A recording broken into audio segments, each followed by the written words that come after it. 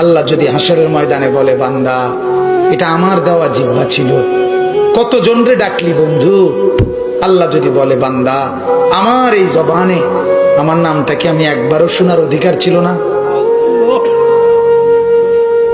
আমার এই কপালটায় আজকের সারাদিনে আমি একটা সেজদাও পাওনা ছিলাম না? আমার এই কানটায় আমি আল্লাহকে একটা বারো আজানের আওয়াজটা শোনার হক আমি পাওনা ছিলাম না? কি বলবি যুবক? হ্যাঁ মুসলমান, কি বলবো? বলো না বাপ, কি বলবো?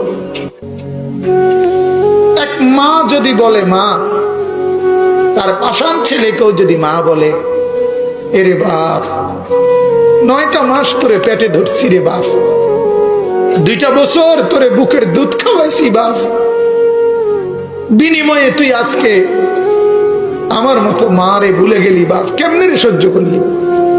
এই কথা বললে যত বড় পাষাণ ছেলেই হোক, সেও তো কিছুক্ষণের জন্য মাথাটা নোয়াই লাগবে।